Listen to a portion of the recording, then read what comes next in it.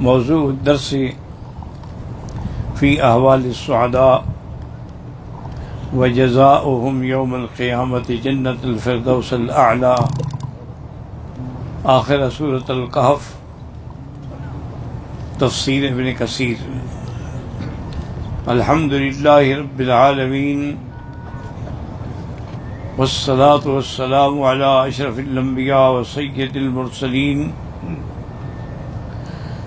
سیدنا محمد وعلی آلہ واصحابہ اجمعین۔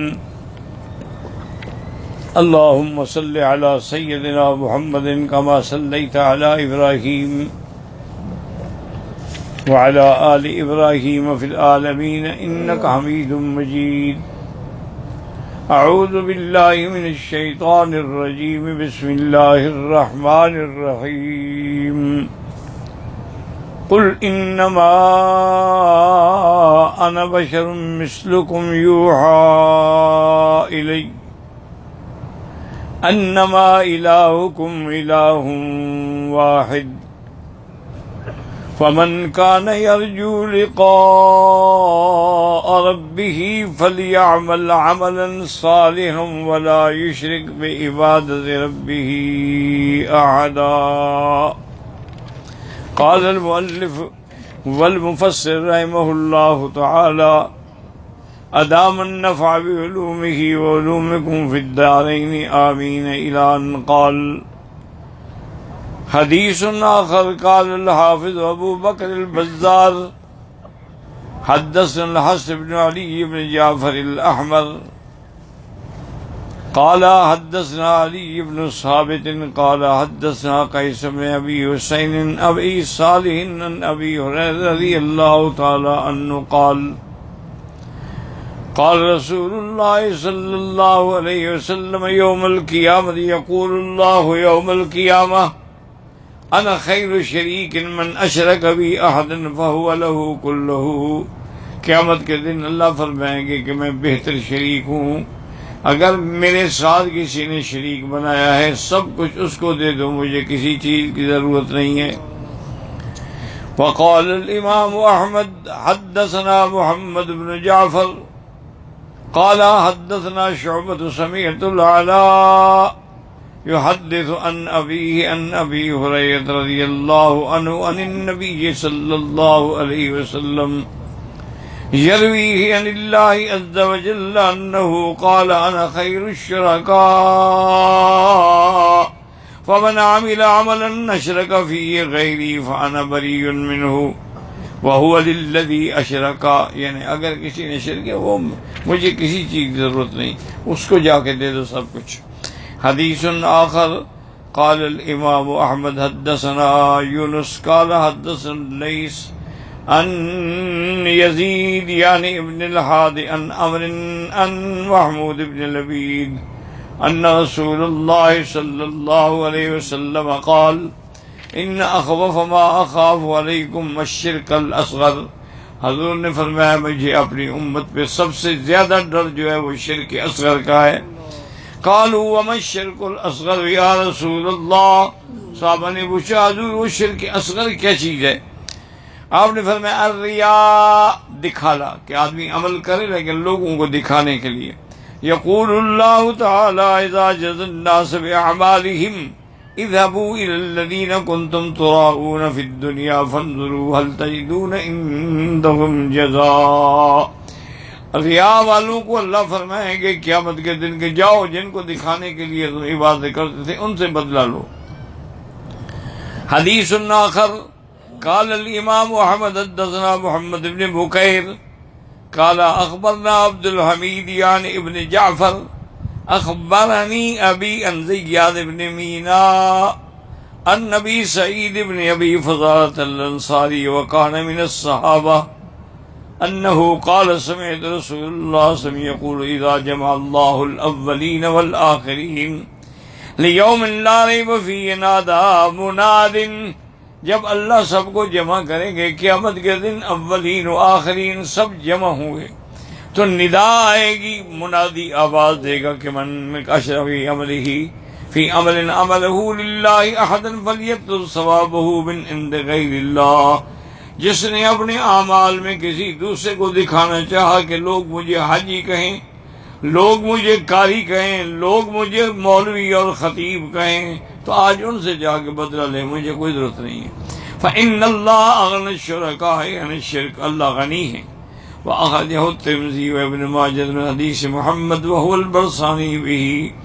حدیث آخر قال الامام احمد حدثنا احمد بن عبد الملک قال حدثنا بکار قال حدثني ابی یعنی عبد العزیز بن ابی بکر عن ابی بکر رضی اللہ عنہ قال قال رسول اللہ من سمع اللہ به، جو لوگوں کو سنانے کے لیے کہتا ہو پھر لوگوں کو سنا دیا جائے گا، جزا کوئی نہیں ملے گی۔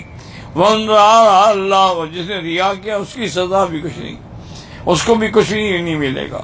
وقال الامام احمد حدثنا معاویہ قال حدثنا شیبان عن فراس عن عطیۃ ابی سعید الخدری رضی اللہ تعالی عنہ عن رسول اللہ قال من یرائی اللہ بھی، جو دکھانا کرتے اللہ بھی اس کو دکھائیں گے۔ من یسمع اسمع اللہ به۔ حدیث آخر قال الامام احمد حدثنا یحییٰ بن سعید عن شعبہ حدثني عمرو بن مرة قال سمعت رجلا في بيت ابي عبيدة انه سمع عبد الله بن عمرو يحدث ابن عمر انه سمع رسول الله صلی اللہ علیہ وسلم یقول من سمع الناس بعمله سمع اللہ، جس نے لوگوں کو سنانے کے لیے کہ اللہ بھی سنا دیں گے۔ مسامع خلقہ وصغرہ وصغرہ وحقرہ، اللہ اس کو ذلیل کر دیں گے۔ فضرفت عین عبداللہ ابن عمرو کی آنکھیں آنسو بہانے لگیں۔ وقال الحافظ ابو بکر البزار حدثنا عمرو بن یحییٰ الایلی قال حدثنا الحارث بن غسان قال حدثنا ابو عمران الجونی عن انس رضی اللہ عنہ قال قال رسول تعرض اعمال بنی آدم بین یدی اللہ عز وجل یوم القیامہ فی صحف مختمہ، اللہ تبارک و تعالیٰ کے دربار میں اعمال بنی آدم پیش ہوں گے ایسے صحیفے میں جن پر مہر لگ کے بند ہوں۔ فیقول اللہ کو هذا وقت، یہ پھینک دو اور یہ قبول کرو۔ فتقول الملائکۃ یا رب واللہ ما رأینا منہ الا خیرا، فرشتے کہیں گے کہ یا اللہ وہ بندہ تو اس میں تو ہم نے بھلائی ہی دیکھی۔ فیقول ان عملہ کان لغیر وجہی، وہ عمل تو کرتا رہا لیکن لوگوں کو دکھانے کے لیے لیا تھا، میں وہ عمل قبول نہیں کروں گا۔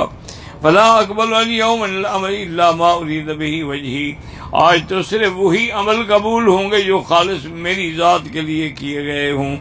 ثم قال الحارث والسان رواه جماعة سقط بصري ليس به باس، وقال وحدثني يزيد بن اياد عبد الرحمن الاعرج عبد الله بن قيس الخزاعي ان رسول اللہ صلی اللہ علیہ وسلم قال من قام رياء وسمعة، جو کھڑا ہوتا ہے تقریروں میں یا نمازوں میں یا تہجد میں لوگوں کو دکھانے کے لیے، لم یزل فی مقت اللہ، اللہ کے غضب میں ہوتا ہے حتیٰ کہ فارغ ہو کے بیٹھ جائے۔